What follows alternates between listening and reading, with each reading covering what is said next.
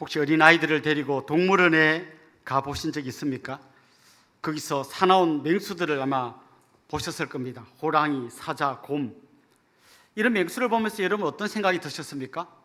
너무 무서워서 그 자리에서 얼어붙어서 벌벌 떨었던 분 계십니까? 아무도 그러지 않았을 겁니다. 그냥 저기 호랑이 있네? 또 어르릉 하면 우네? 만약 아이들을 보고 저 호랑이 어때? 물으면 뭐라 그럴까요? 참 귀여워요. 우리 고양이랑 많이 닮았어요. 근데 좀 큰 고양이 같아요. 뭐 이럴 겁니다. 근데 만일 여러분이 동물원이 아니라 밤길을 걷다가 숲속에서 호랑이를 만난다면 어떤 반응을 보일 것 같습니까?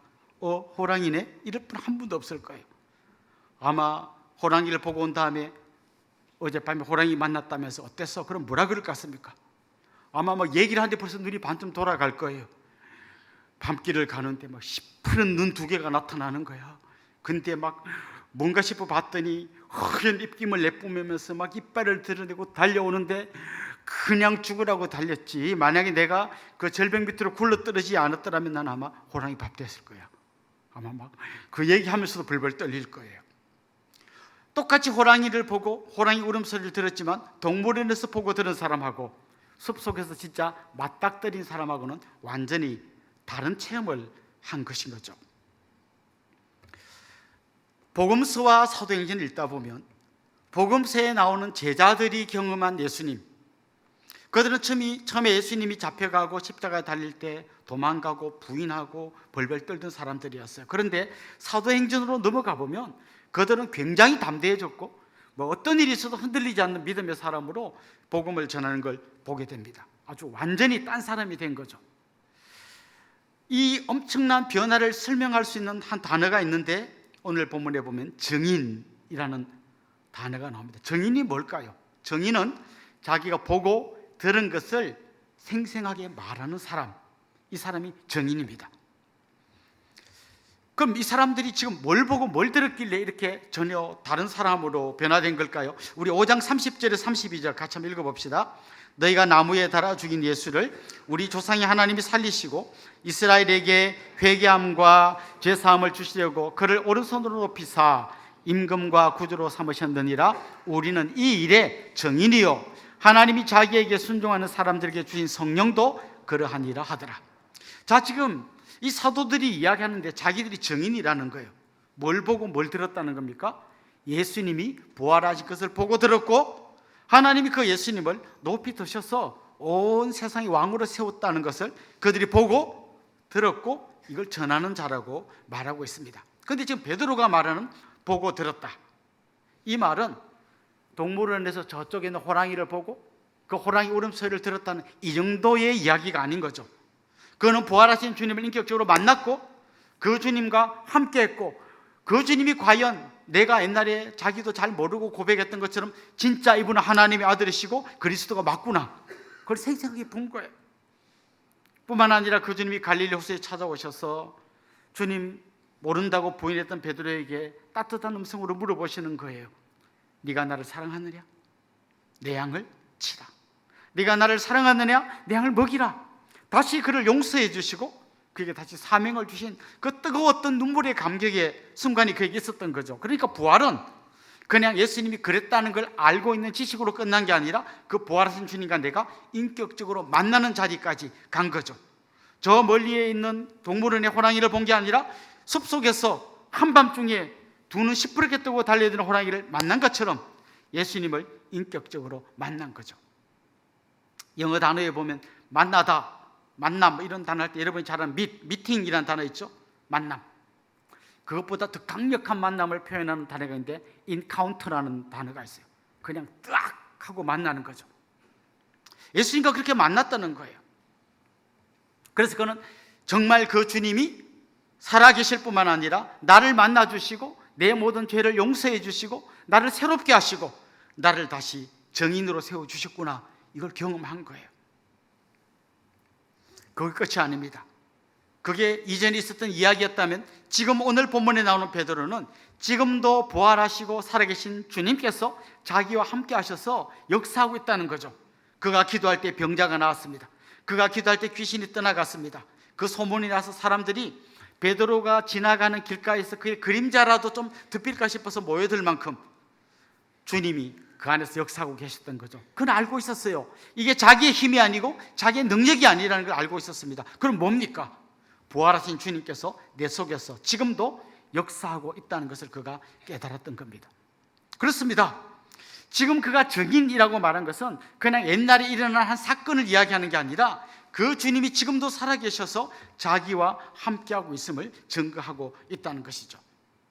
자, 이제 여러분 한번 정리해 봅시다. 정의는 중요한 몇 가지 단계를 거쳐가면서 더 확실해져야 되는데, 첫 번째 단계는 예수님이 2000년 전에 십자가에 달려 죽으셨을 뿐만 아니라 다시 살아난 걸 믿는 거예요. 역사적이고 객관적인 사실을 믿는 거예요.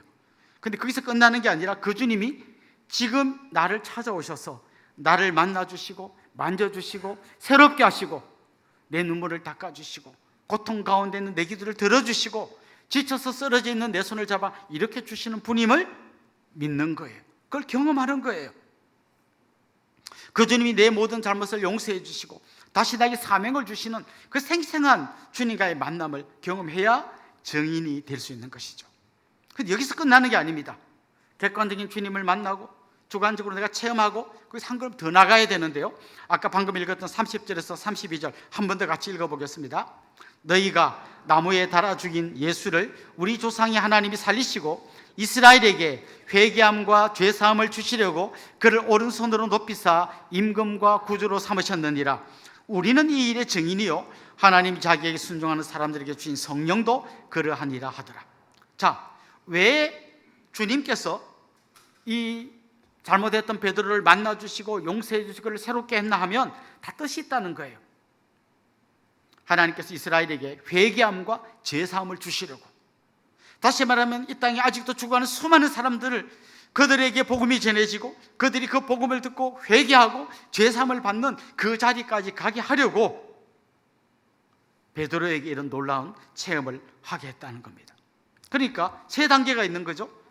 2000년 전에 부활하신 예수님을 내가 역사적인 부활을 믿는 거, 그 주님이 지금도 살아계셔서 나를 오셔서 나와 함께 하시는 거, 그리고 그 주님이 이렇게까지 나를 부르신 이유는 나를 통하여 복음이 증거되게 하신 것, 이 모든 과정을 거친 사람이 증인이 되는 거예요. 자, 그렇다면 여러분 스스로에게 한번 질문을 던져봅시다. 나는 왜 복음을 전하는 증인이 되지 못하는가? 나는 왜 믿지 않는 사람을 만나면 그에게 힘있게 복음을 전하지 못하는가? 어떤 분은 첫 번째 이유에서 걸려요. 자기가 예수님의 부활을 믿지 않아요. 자기도 안 믿는 걸 누구한테 전하겠습니까?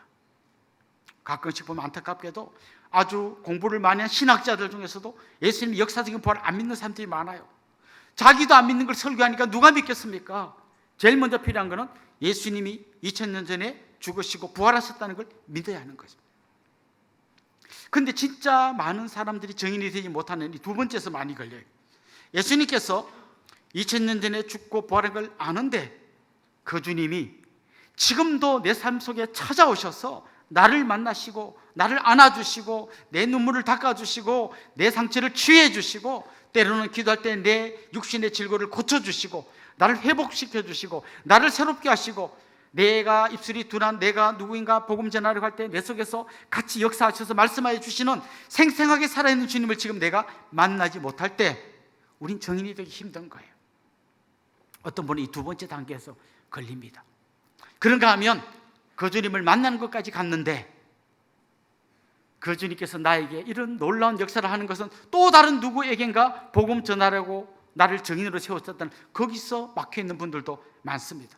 결국 우리는 이 한 단계 한 단계 한 단계를 거치면서 정말 부활하신 주님이 2000년 전에 부활한 걸 믿을 뿐만 아니라 그 주님이 지금도 살아계셔서 나와 함께 역사하고 계시다, 한 걸음 더 나가서 이런 나를 통하여 주님은 또 다른 누구에겐가 복음 전하기를 원하신다, 이 모든 과정을 여러분이 한 단계 한 단계 한 단계 거치면서 진정한 증인으로 우뚝 설 수 있기를 주님의 이름으로 축원합니다.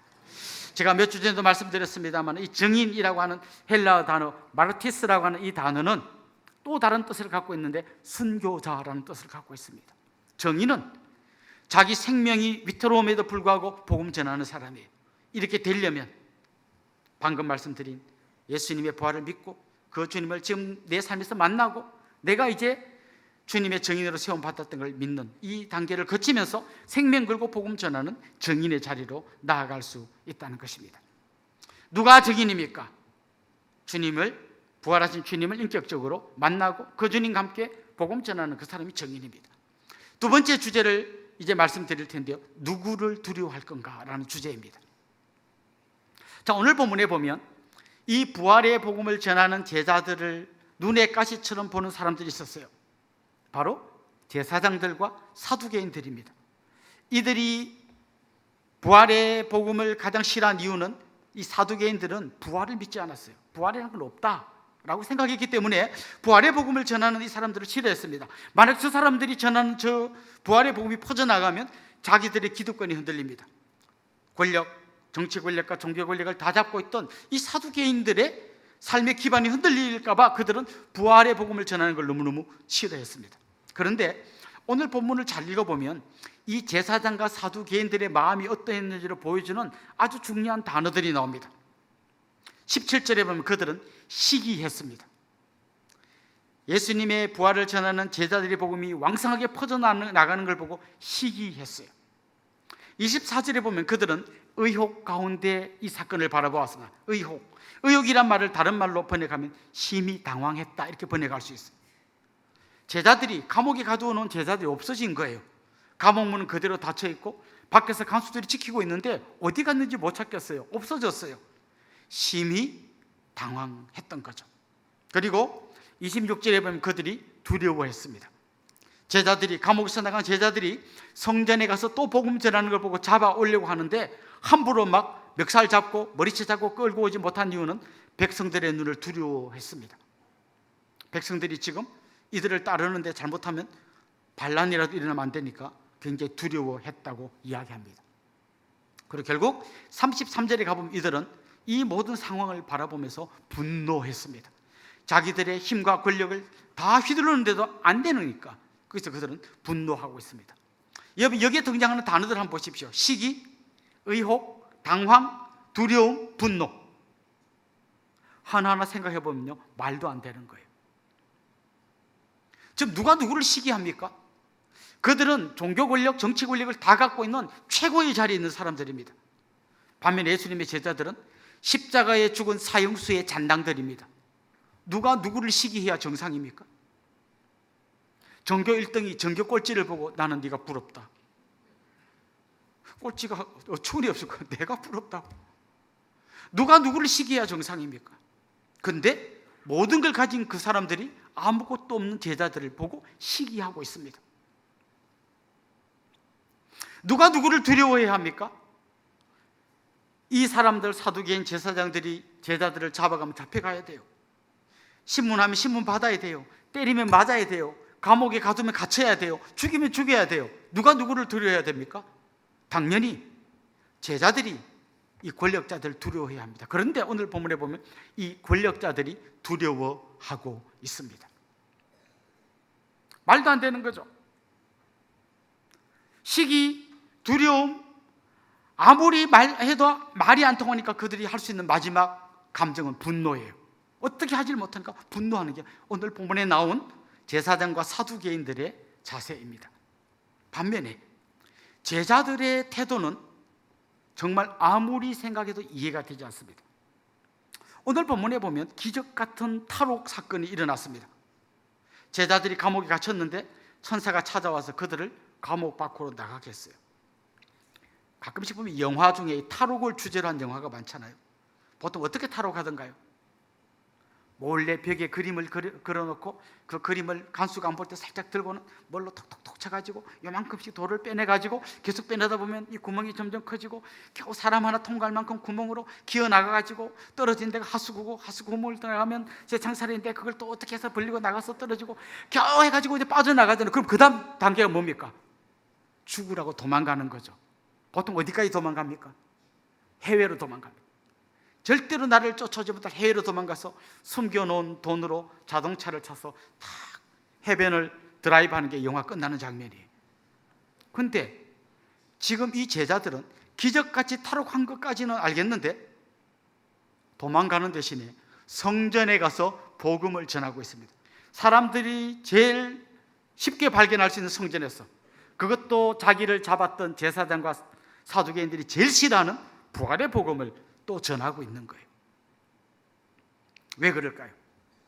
나중에 그들을 잡아서 너 전하지 말니까 왜 전하냐 할 때 그들이 뭐라고 대답했습니까? 이렇게 말했습니다. 사람보다 하나님께 순종하는 것이 마땅합니다. 사람보다 하나님께 순종하는 것이 마땅합니다. 여러분, 두 사람이 서로 다른데 둘 다 무서워요.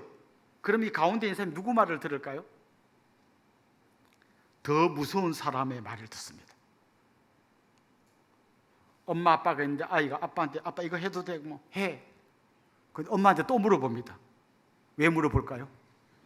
네, 아이가 압니다. 아무리 아빠가 해라 해도 엄마가 안 되면 안 되는 거예요. 그 집에서 엄마가 더 높은 겁니다. 그걸 보고 물어보는 거죠. 제가 군대에 있을 때 이런 기억이 납니다. 이렇게 그 말년 병장들이 그 당시에 약간 유행한 게 뭔가 하면 추억록이라는 걸 쓰는 거예요. 군 생활의 추억을 막 쓰는 거예요. 그러면 자기 쫄병들 보고 하나씩 써주라 하면 김병남과의 군대 생활이 너무 행복해 이런 거 막 쓰는 거예요. 마음에 드는 소리를 쓰는 거죠. 그럼 이 병장이 집에 가서 막 나의 군 생활 행복해서 이런 거 하려고 추억록이라는 걸 씁니다. 그 어느 말년 병장이 저보고 야 너 좀 써주라 해서 제가 썼더니 어우 얘 봐라 너 잘 쓰네. 야 딴애 필요 네가 다 써라. 근데 내가 매일 밤 그분이 추억록을 썼습니다. 그날 상병이 딱 보니까 눈에 불이 나는 거예요. 야 너 이리 와봐.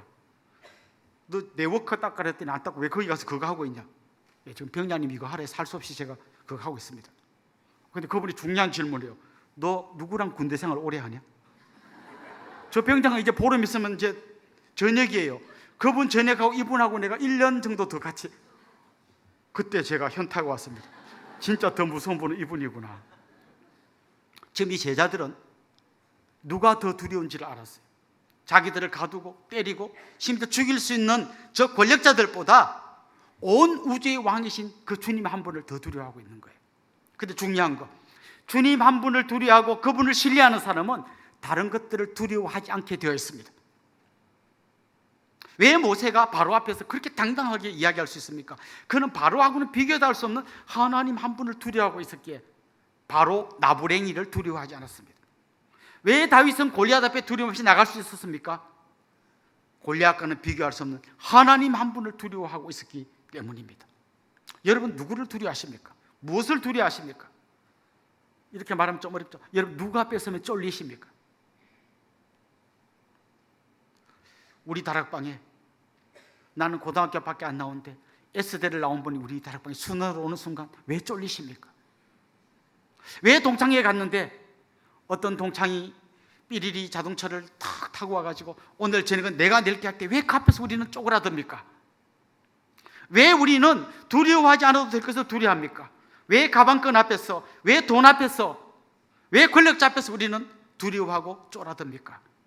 진짜 두려워해야 될 한 분, 그 주님을 온전히 신뢰할 때 우리는 모든 두려움을 다 이기게 될 줄로 믿습니다.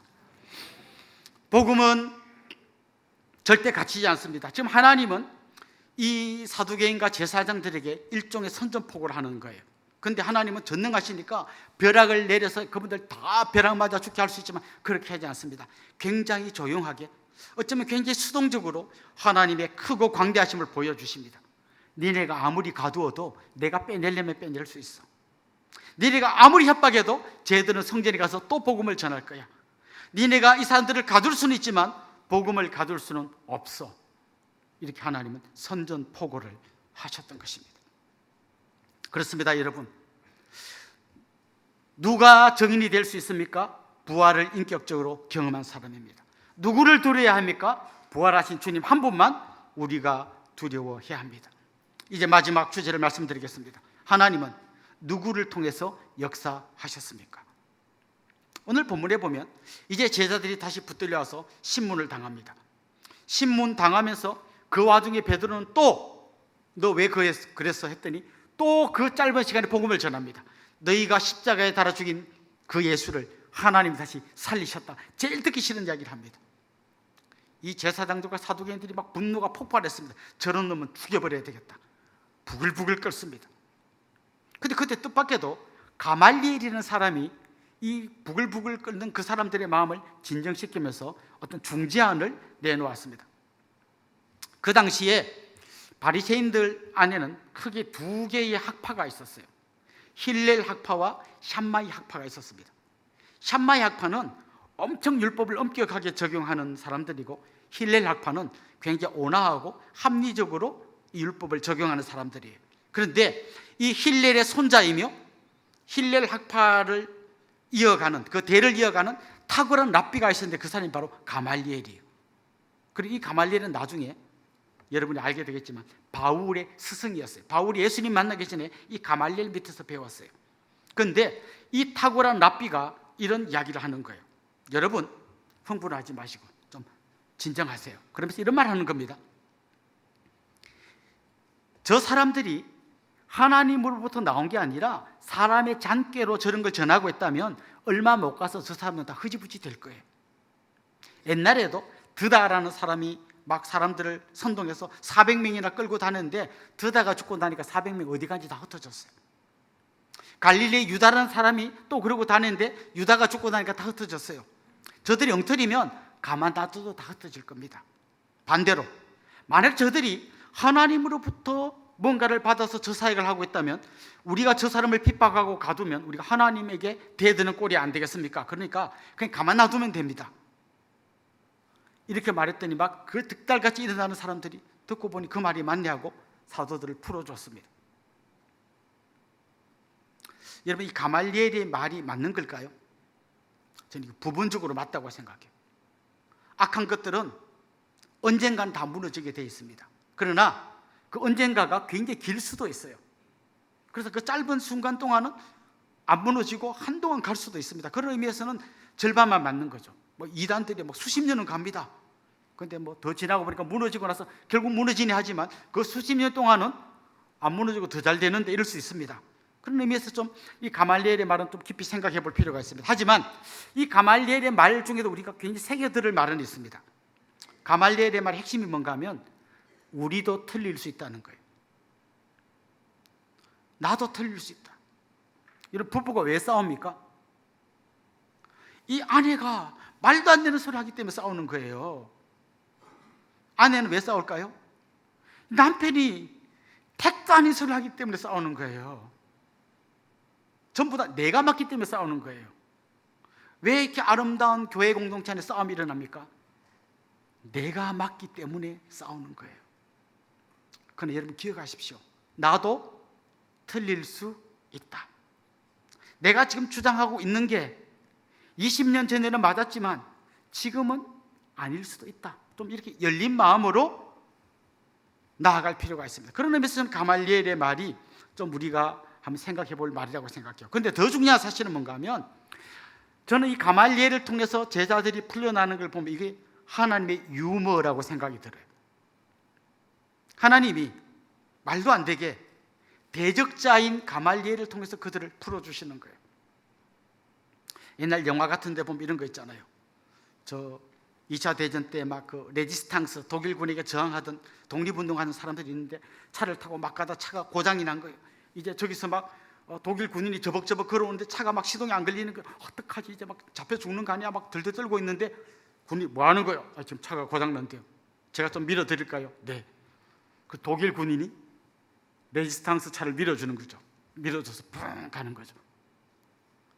꼭 이런 것 같아요. 지금 이 사도들의 반대편에 서서 사도를 죽이는데 동의해야 될 그 사람이 오히려 사람들을 안정시키고 사도들을 풀어주고 있는 거죠. 하나님이 일하시는 방법에는 한계와 제한이 없습니다. 하나님은 원수도 사용할 수 있고, 하나님은 비와 바람과 구름도 사용할 수 있고, 때로 하나님은 까마귀를 보내서 엘리야를 도와줄 수도 있습니다. 하나님이 일하시는 방법에는 제한이 없습니다. 로마 사람들이 열심히 닦아놓은 길로 제자들이 복음을 전했어요. 그들이 직접 길을 닦아서 그 길로 복음 전하러 가려면 하세월일 텐데 로마 사람들이 다 길 닦아줘서 그 길로 복음 전하러 갔어요. 하나님은 모든 것을 사용하실 수 있고 우리가 상상하지 못할 방법으로 하나님이 일을 하실 수 있습니다. 오래전에 제가 부교역자로 있을 때 어느 집에 새가족 신방을 갔어요.